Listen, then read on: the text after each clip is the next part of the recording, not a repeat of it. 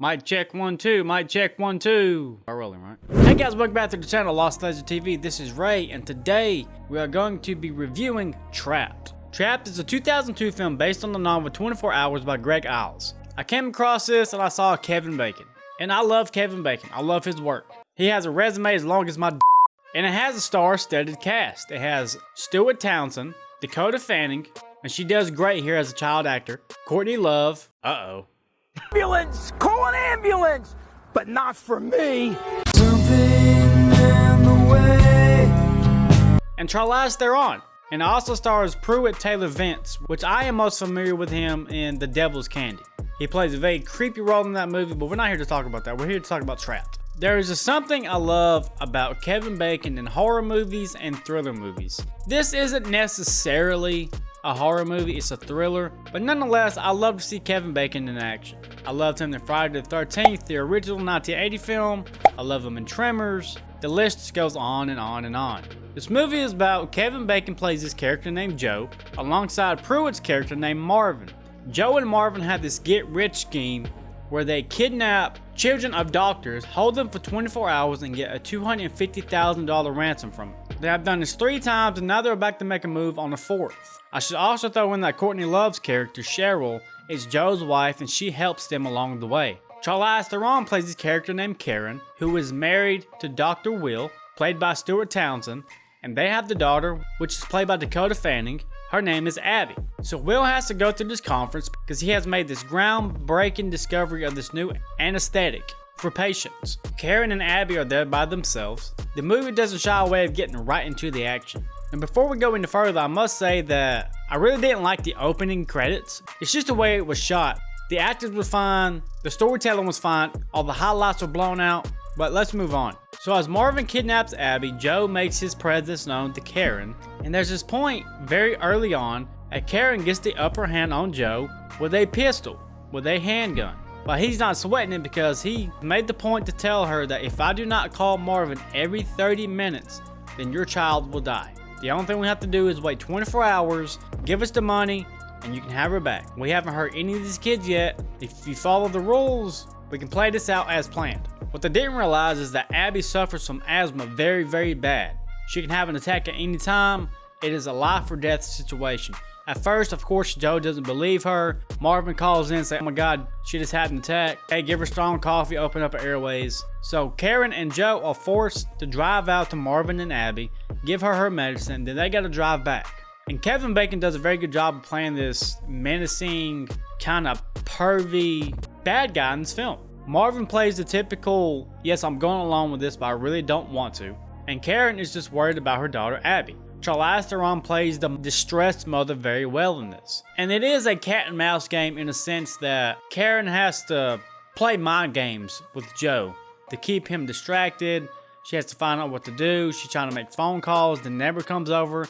They got to act like they're mm-mming. But while all this is going down, Joe's wife, Cheryl, has unsuccessfully tried to seduct Dr. Will, but does force him into the room, puts a gun to his head, and explains to him what's going on. And we see Cheryl is very, very easy to manipulate. She doesn't want to do it in the first place. She is abused by Joe, and eventually she does break after Dr. Will injects her with this and just freaks her the fuck out. Then it all comes full circle that they're not targeting random doctors in an attempt to get revenge on them because Cheryl and Joe had this daughter named Katie who had died during a brain operation, and they blamed Dr. Will even though Dr. Will wasn't at fault for the failed procedure. So as the night goes on into the morning, Joe gets really pervy, tries to make his move. Karen is like, okay, let's do this, and finds a knife, slits him just to buy enough time to try and save Abby, which does not work. Abby manages to get away with a cell phone and to call Karen, but Marvin does catch back up to her as well.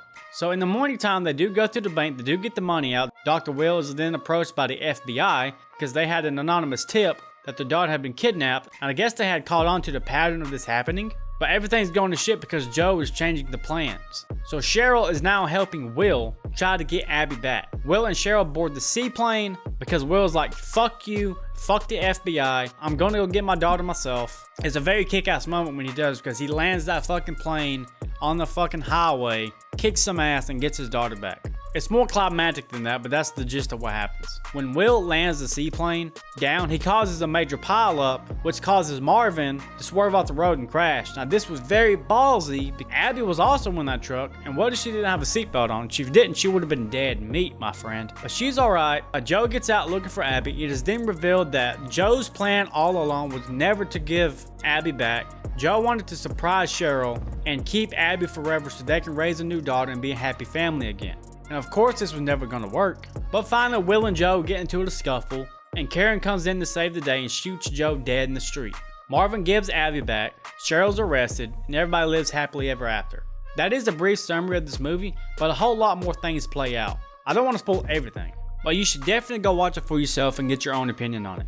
I thought it was a pretty decent movie. I was entertained for the most part. There was a point in the film where I was like, okay, can we hurry this up? If I had to rate this movie, I'm going to give it a 5.5 out of 10. Just slightly above your typical run-of-the-mill abduction movie.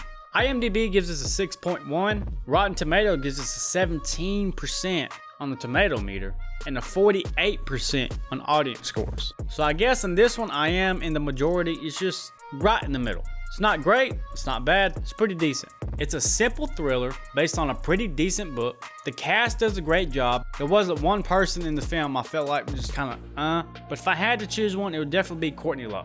Charlize Theron plays the mom very well, and having to reach down deep inside and pull out these witty ways to overcome Joe, even in small ways. Kevin Bacon does a good job of being the cocky, arrogant, hey, I'm in control here, and seeing his descent into madness. I really love that. I love Pruitt Taylor Vince's performance. Dakota Fanning again did a great job. The movie is also composed by John Ottman, which that man has a resume as long as my dick as well. He did some of Halloween H2O. He did some of X-Men. He was also involved in Bohemian Rhapsody. So you have really good bones in this movie. I also think that's a movie's strong point because it didn't try to do anything outlandish. This movie has been done 1,000 times though.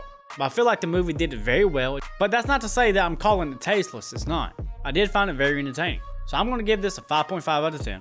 And I definitely think it's worth the watch. Thank you guys so much for taking part of your day to kick it with me. I really do appreciate it. I love all you guys. Until next time, adios.